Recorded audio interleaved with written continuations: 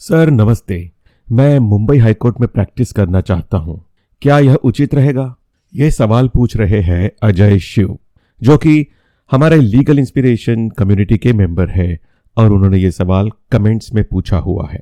और मैं समझता हूं कि अजय शिव या तो एक अभी अभी बने हुए यंग एडवोकेट है, या फिर एक फाइनल ईयर के आसपास के लॉ स्टूडेंट है जो एस्पायर कर रहे हैं कि उनके एजुकेशन के बाद वो प्रैक्टिस शुरू करेंगे।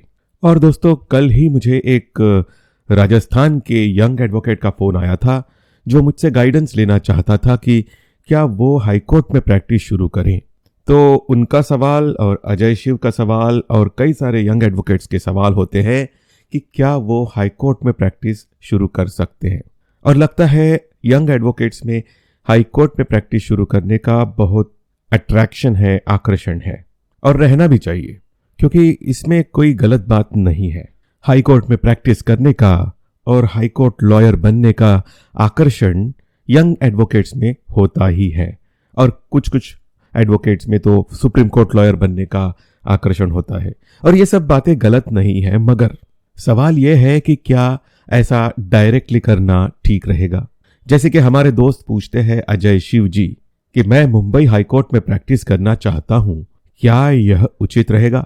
तो जानते हैं इस सवाल का जवाब क्या है। तो दोस्तों, मैं हूं एडवोकेट नहुष खुबालकर, और मैं Nagpur bench of Bombay high court के सामने प्रैक्टिस करता हूं। मेरी टोटल प्रैक्टिस हो गई है करीबन 31 साल की। और मेरे इस यंग एडवोकेट दोस्त का जवाब मैं अपने अनुभव के आधार पर और जो कुछ मेरी थोड़ी बहुत सूझबूझ है उसके आधार पर देने वाला हूं। क्योंकि यह सवाल सिर्फ अजय शिव जी के मन में ही नहीं, तो बहुत सारे यंग एडवोकेट्स के मन में आता होगा। तो शायद मेरा यह जवाब उन सभी के लिए मार्गदर्शक हो सकता है, और इसी के लिए मैंने ये सवाल यहाँ पर चुना हुआ है। तो सबसे पहले हम बात करते हैं उचित या अनुचित की। जैसे कि अजय शिव पूछते हैं कि वो मुंबई हाईकोर्ट में प्रैक्टिस तो करना चाहते हैं, मगर क्या ये उचित रहेगा। अब हम जब उचित की बात करते हैं तो इसका सीधा सीधा जवाब है कि इसमें अनुचित कुछ भी नहीं है। आपकी चाहत अगर मुंबई हाईकोर्ट में प्रैक्टिस करने की है तो कौन कह सकता है कि ये अनुचित बात है। ये तो बिल्कुल उचित बात है। आपके मन के अंदर अगर किसी पर्टिकुलर कोर्ट में प्रैक्टिस करने की इच्छा है, वो लोअर कोर्ट हो सकता है, वो लेबर कोर्ट हो सकता है, वो सिविल कोर्ट हो सकता है, डिस्ट्रिक्ट कोर्ट हो सकता है, कंज्यूमर कोर्ट हो सकता है, एडमिनिस्ट्रेटिव ट्रिब्यूनल्स हो सकते हैं, या फिर हाई कोर्ट या फिर सुप्रीम कोर्ट भी। तो अगर आपके मन की इच्छा है कि आप किसी पर्टिकुलर कोर्ट में प्रैक्टिस करें तो इसमें गलत कुछ हो ही नहीं सकता। और इसी तरह आपकी मंशा, आपकी जो डिजायर है कि आप मुंबई हाई कोर्ट में प्रैक्टिस करना चाहते हैं, इसमें तो मैं कुछ भी अनुचित नहीं समझता, इसमें कुछ भी गलत नहीं समझता। मगर कुछ और भी बातें हैं जो ध्यान में लेनी है, ये उचित या अनुचित रहेगा कि नहीं यह डिसाइड करने के लिए। सबसे पहली बात ये कि हाई कोर्ट में जो केसेस जाती है वो लोअर कोर्ट से ही होते हुए जाती है, खासकर कि अपील्स और रिविजन्स। और मुंबई हाई कोर्ट को तो ओरिजिनल जुरिस्डिक्शन भी है, इसलिए वहां सिविल सूट्स भी चलते हैं। बड़े बड़े स्टेक्स के civil suits Mumbai high court के ओरिजिनल साइड पर चलते हैं। और जहां हम अपेलेट साइड की बात करें तो वहां जो केसेस जाती है वो लोअर कोर्ट के केसेस से ही गुजरती हुई जाती है। इसको एक एक्सेप्शन है, वो यानी कि रिट पिटिशंस, जो कि डायरेक्टली हाई कोर्ट में होती है। अब मान लेते हैं कि आप हाई कोर्ट लॉयर ही बनना चाहते हैं, और डायरेक्टली अगर आपने हाई कोर्ट में रिट साइड में प्रैक्टिस शुरू कर दी, तो मुझे बताइए कि क्या आप, जब आपके पास अपील्स आएगी, रिविजन्स आएगी और भी ऐसी केसेस आएगी जो लोअर कोर्ट से आती है, तो क्या आप उनको मना कर दोगे? आप वो केसेस भी तो लोगे। तो आप जब अपील केसेस लोगे जो कि लोअर कोर्ट से आई हुई है, तो उसमें जो नीचे की कोर्ट में एविडेंसेस हो गए हैं, पूरा पेपर बुक है, सिविल सूट है, रिटन स्टेटमेंट है, एविडेंसेस है और डॉक्यूमेंट्स है, ये सब समझना होगा, पढ़ना होगा। मतलब ये कि आपको लोअर कोर्ट की प्रैक्टिस कैसी होती है उससे भली भांति परिचित रहना पड़ेगा। उससे परिचित रहे बिना अगर आप अपील चलाने लगोगे तो कई सारी बातें आपको क्लियर नहीं रहेगी।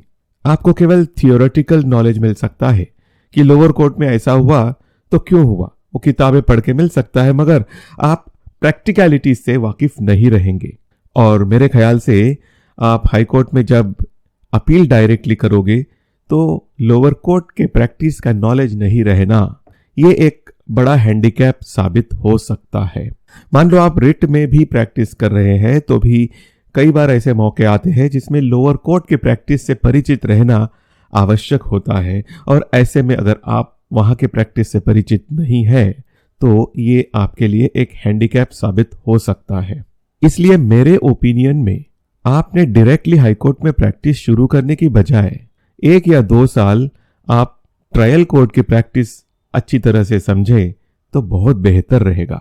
और इसके लिए आपको किसी ट्रायल कोर्ट लॉयर के साथ जुड़कर 1 या 2 साल सीरियसली वहां पर काम करते हुए गुजारने पड़ेंगे, और वो सब बातें, mechanics of lower court practice क्या होती है ये समझनी पड़ेगी।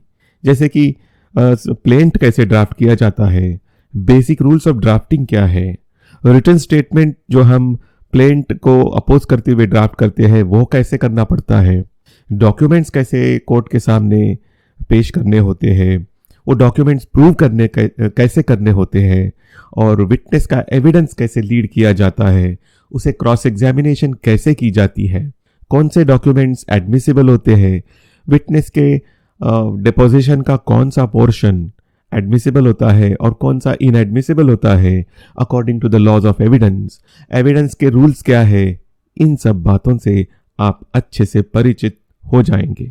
और हाँ, अगर ये करते हुए आपकी मंशा बाद में हाईकोर्ट में प्रैक्टिस करने की है तो आप अपनी एक आंख हाईकोर्ट पर जरूर रखें। मतलब ये कि आप अपने दिल में बाद में मुझे हाईकोर्ट में जाकर प्रैक्टिस करनी है ऐसा इंटेंशन लेकर रहे, तभी आप हाईकोर्ट में शिफ्ट कर पाओगे।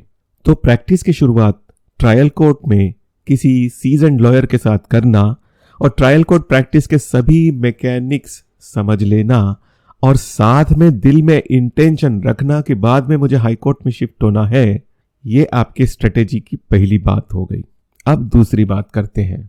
आपने अगर हाईकोर्ट में जाकर कभी ऑब्जर्व किया होगा तो आपके ध्यान में आया होगा कि वहां प्रैक्टिस करने के लिए एक अलग स्किल की जरूरत होती है वकील को। हाईकोर्ट में भले ही एविडेंस नहीं होता, केवल आर्ग्यूमेंट्स के आधार पर ही केसेस डिसाइड होती है, मगर फिर भी वहां जो गुणों की जरूरत है वो गुण थोड़े से अलग है। मतलब कि बहुत ज्यादा अलग नहीं है, मगर थोड़े से ज्यादा गुणों की आवश्यकता होती है।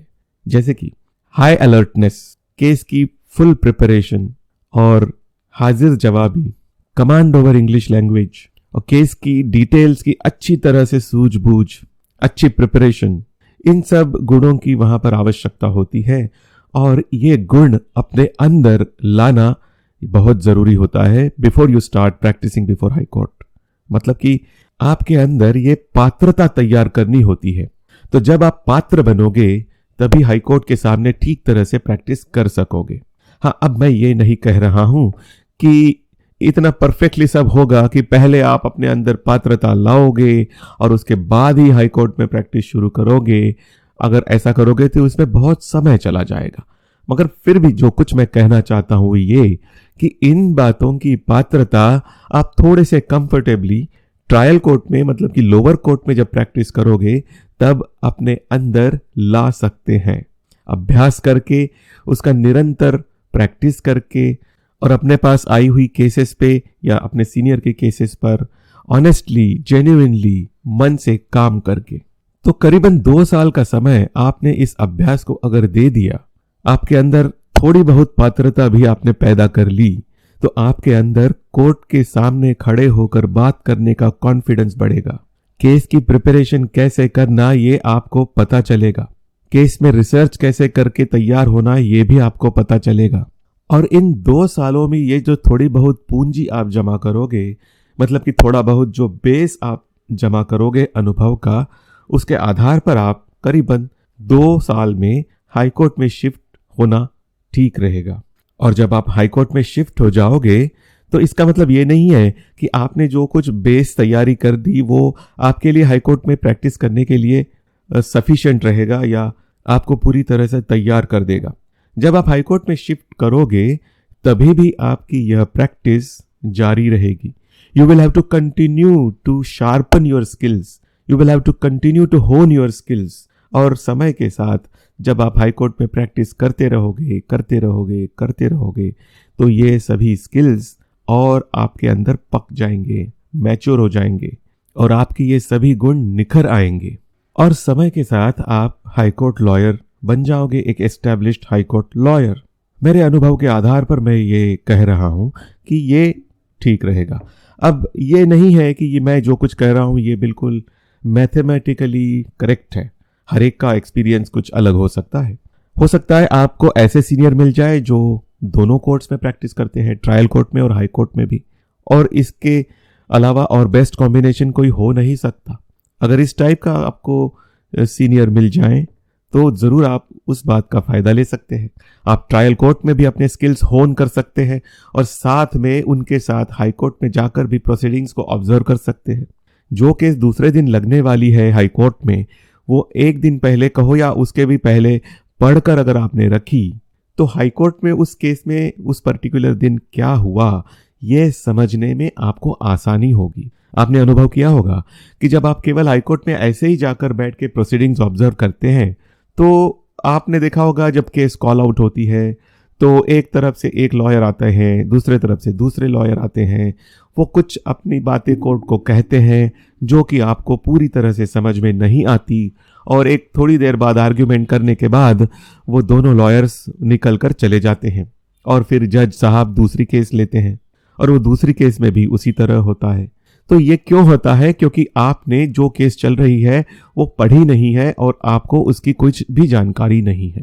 सीनियर के ऑफिस में होने का ये फायदा आपको रहेगा कि जो केस एक पर्टिकुलर दिन हाई कोर्ट में लगने वाली है वो केस अगर आप पहले से ही ऑफिस में पढ़ कर रहें, अच्छे से उसके फैक्ट्स निकाल कर रहे, उसके इश्यूज क्या है वो समझ कर रहे, तो जब आप उस केस को हाई कोर्ट में फॉलो करोगे, ऑब्जर्व करोगे तो चीजें समझना बिल्कुल आसान हो जाएगा और वो केस ठीक तरह से आपको समझेगी।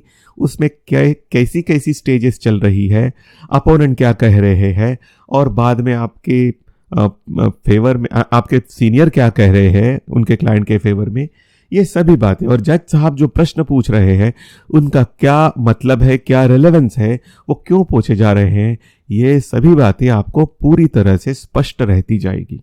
और जब इतनी स्पष्टता से आप चीज़ों को समझोगे तो आपकी जो लर्निंग होती रहेगी उस लर्निंग की क्वालिटी अच्छी रहेगी, हाई क्वालिटी रहेगी और ये हाई क्वालिटी लर्निंग आपको इक्विप करेगा भविष्य में उसी तरह का अच्छा काम करने के लिए। तो मेरे दोस्त अजय शिव और मेरे सभी young advocate friends and all my junior advocate friends, ये कुछ बातें थी, ये कुछ विचार थे जो मुझे आए और शेयर करने जैसा लगा, जो मैंने आपके साथ शेयर किया हूँ। मेरा ये कोई दावा नहीं है कि जो कुछ मैंने इसमें जो बताया वो 100% बिल्कुल परफेक्ट है। आखिर जो भी मैं कह रहा हूँ मेरे अनुभव के आधार पर कह रहा हूँ, आपका अनुभव शायद थोड़ा सा अलग भी हो सकता है। तो आप मेरे को ब्लाइंडली फॉलो करिए ये तो मैं नहीं कहता हूँ, फिर भी जो कुछ मैंने बताया ये आपको काफ़ी हद तक मार्गदर्शन दे सकता है, आपको एक डायरेक्शन दे सकता है। तो दोस्तों अभी यहीं रुकता हूं और आप सबके लिए मैं बहुत बहुत शुभकामनाएं देता हूं। आप अपने मन की इच्छा जरूर पूरी करें, आप हाई कोर्ट लॉयर ही नहीं तो सुप्रीम कोर्ट लॉयर भी बने और जिंदगी में बहुत तरक्की करें, और इससे ज्यादा खुशी की बात मेरे लिए और कुछ नहीं हो सकती। Thank you for listening to all this and watching the video.